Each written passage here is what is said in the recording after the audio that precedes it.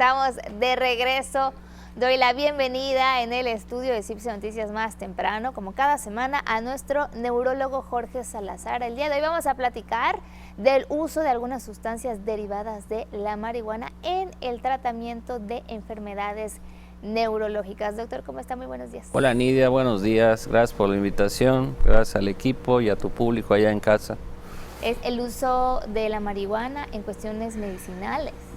Sí, yo creo que es un tema de interés, ¿no? Comentábamos hace unos días que, bueno, pues como médicos parte de nuestra tarea, pues es mejorar la calidad de vida de los pacientes y que en ese sentido hay que reconocer que no siempre los tratamientos convencionales producen los beneficios terapéuticos que esperamos en algunas enfermedades, y en estos pacientes puede ser necesario utilizar algunas alternativas, y en ese sentido el utilizar sustancias derivadas de la marihuana puede ser una alternativa en algunos pacientes. No estamos hablando, y hay que aclararlo, ¿verdad? No tenemos ningún conflicto de interés, ¿verdad?, en cuanto a promover, a ser promotores o detractores del uso de la marihuana. Ese es otro tema de la hierba. No estamos hablando aquí del uso terapéutico que pueden tener algunas sustancias extraídas de la hierba o cannabis con fines medicinales. Y es que se han aislado un montón de sustancias de la hierba, ¿no?, del cannabis o marihuana. Sí, hay un proceso. Por supuesto. Y yo te puedo mencionar tres que son de interés, ¿no?, desde el punto de vista científico. Uno es el THC, que es el principio activo que da todos estos efectos de euforia, de bienestar, y que también se utiliza con fines terapéuticos para mejorar el apetito o ganar peso, por ejemplo, en los pacientes con cáncer. Está el cannabidiol, que tiene efectos ansiolíticos, disminuye el estado de ansiedad y tiene efectos anticonvulsivos, y que se ha utilizado en pacientes, por ejemplo, que tienen un tipo de epilepsia que los neurólogos denominados epilepsias fármaco-resistentes. Es decir, son epilepsias que a pesar de un manejo convencional con fármacos, pues los pacientes van a seguir presentando ataques epilépticos, convulsiones, que pueden poner en riesgo su vida y que pueden llevar en un momento dado a ofrecer tratamientos un poquito más agresivos, como por ejemplo ciertos tipos de cirugías que, a pesar de los grandes avances que hay en este terreno, pues obviamente implican un mayor riesgo para los pacientes. Bueno, pues es en estos pacientes en quienes no tenemos estas alternativas, en donde esta marihuana medicinal o este cannabis puede tener alguna utilidad, y sí se han visto beneficios.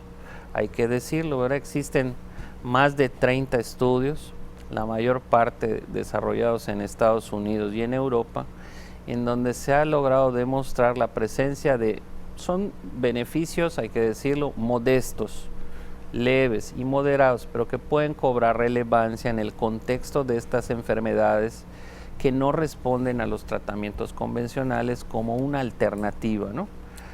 Oiga, doctor, ¿y el uso de estas sustancias más el de los fármacos por un tratamiento no causa alguna reacción?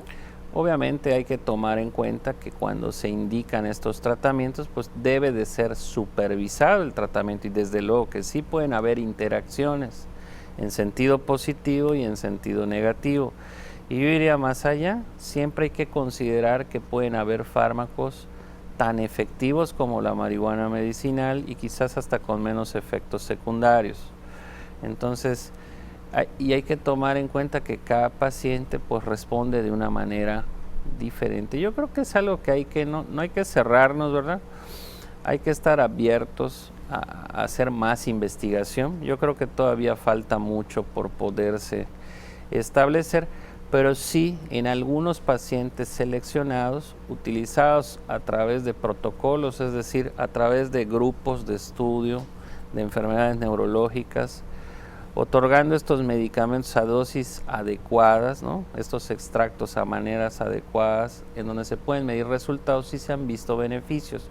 Te puedo hablar del caso de las epilepsias, te puedo hablar, por ejemplo, en los pacientes con esclerosis múltiple. La esclerosis múltiple es una enfermedad que afecta sobre todo a personas jóvenes, generalmente son mujeres, aunque también puede afectar a varones, en donde se va a afectar el sistema inmunológico. El sistema inmunológico va a producir un daño a nuestro sistema nervioso, puede ser la médula espinal o algún área del cerebro, y que muchas veces deja al paciente en silla de ruedas, produciendo espasticidad, contracturas dolorosas. Bueno, pues en estos pacientes que tienen esta espasticidad, también se han utilizado algunos extractos de la marihuana y han tenido pues beneficios, ¿verdad?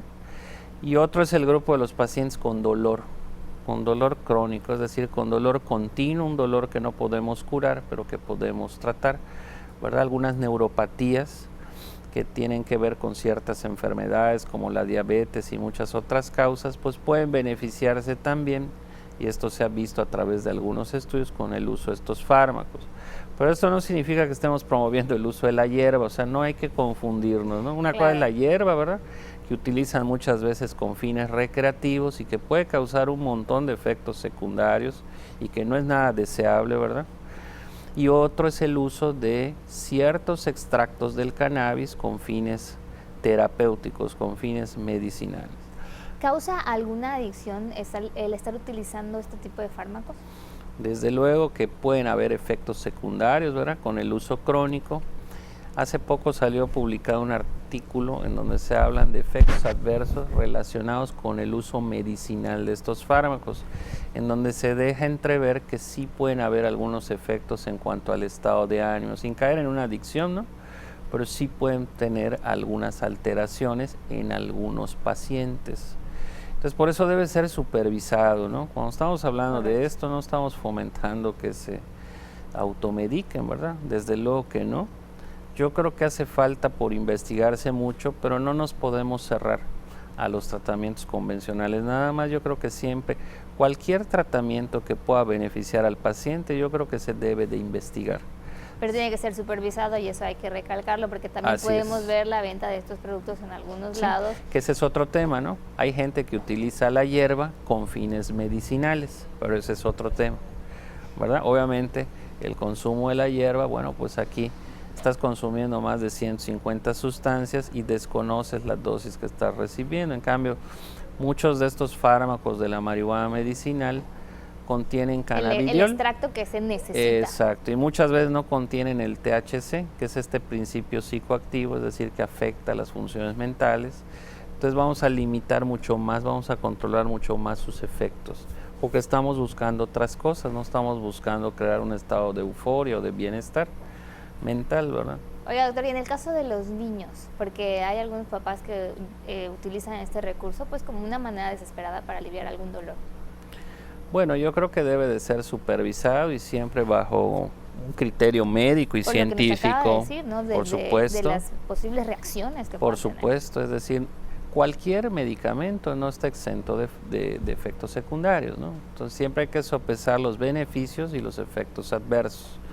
Muchas veces por eso hablamos, hay un tratamiento de elección para determinada enfermedad. ¿Por qué? Porque es el que nos otorga los mayores beneficios con menos efectos adversos, ¿no? Entonces, en ese sentido puede ser una arma dentro del arsenal para el tratamiento de nuestros pacientes, sobre todo aquellos pacientes que no responden a los tratamientos convencionales, como una terapia de adición, es decir, como una además de, no en lugar de. Claro. Y bueno, pues ahí está el caso de los pacientes también con cáncer, que ese es otro tema, ¿verdad?, que también hay protocolos donde se ha visto que pueden mejorar su calidad de vida con el consumo de estos extractos obtenidos del cannabis, ¿no? Disminuyen, por ejemplo, la náusea en los pacientes que reciben quimioterapia o ganando peso. Pero eso no significa que estemos diciendo, ¿verdad?, que se fomente el uso de la hierba. Estamos hablando de la marihuana medicinal, de estos extractos que pueden ser utilizados de manera controlada en algunos pacientes.